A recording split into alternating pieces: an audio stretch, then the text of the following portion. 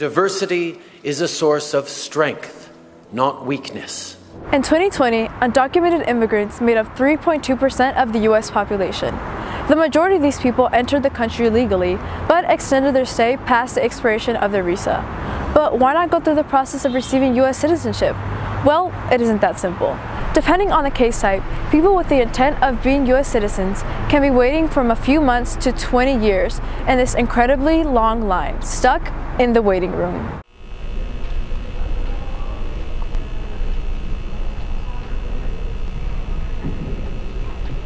There are several ways to enter the country with legal status. These categories include family, asylum, employment, humanitarian bases, and investment. There's a number of ways to immigrate to the U.S. Primarily, the system is family-based, where certain U.S. citizens or green card holders can sponsor family members.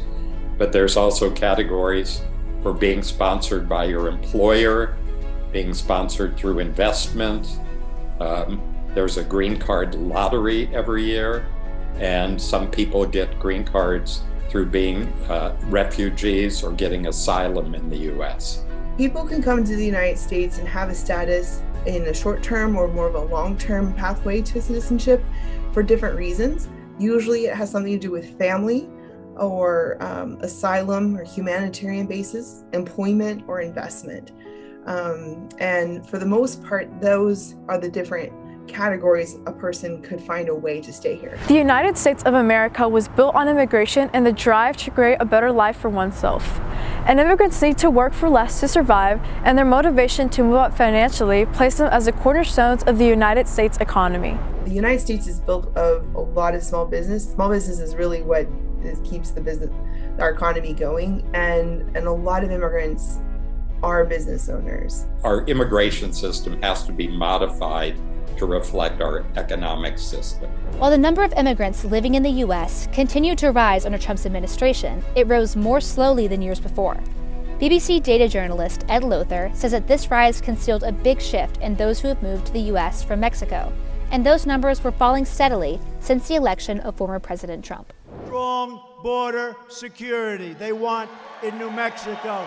They don't want open borders. They don't want criminals pouring into your communities and doing what they do, and we won't even talk about that. Maybe the prior administration thought that he was stopping immigration and that was therefore stopping immigrants from coming, but he's really hurting a lot of business and a lot of families, because families were being held apart during all these wait times and businesses weren't able to hire labor, and so it's really hurt.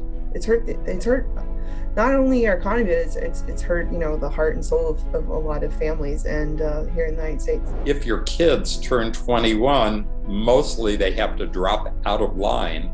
So you may not even want to come to the U.S. because you can't bring your kids with you, even though they've waited in line for a couple decades. The backlog is ridiculously long, and the federal government must make changes to the evidently broken system by altering the policies that have remained unchanged for decades. Volume 6, Part E, Chapter 2 of the USCIS Policy Manual lists the requirements for employment-based immigration. If these qualifications were diversified, more workers could make it into the U.S. for jobs deemed low-skilled. Why not have some temporary programs where they can work legally in the U.S. and we can have a system where people can obey the laws and still make a good living and still benefit we as Americans who rely on their services. Because right now we're relying on their services, but they're sitting there worried every night. We are born of immigrants. That is who we are.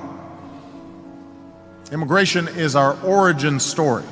Immigration is a complex system, and it is a flawed one.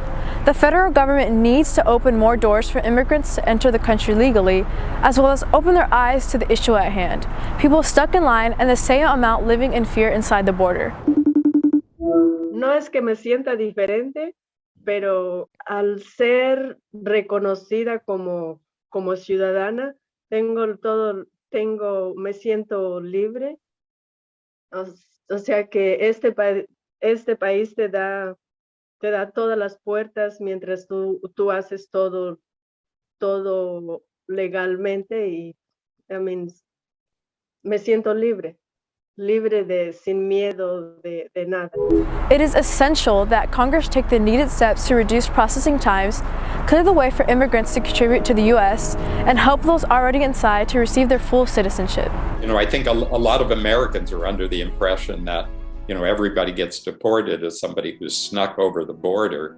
But really a very, very high percentage of people who are illegally in the U.S. came legally. Maybe they came as a visitor or a work visa or something, and then they stayed here after that visa ran out.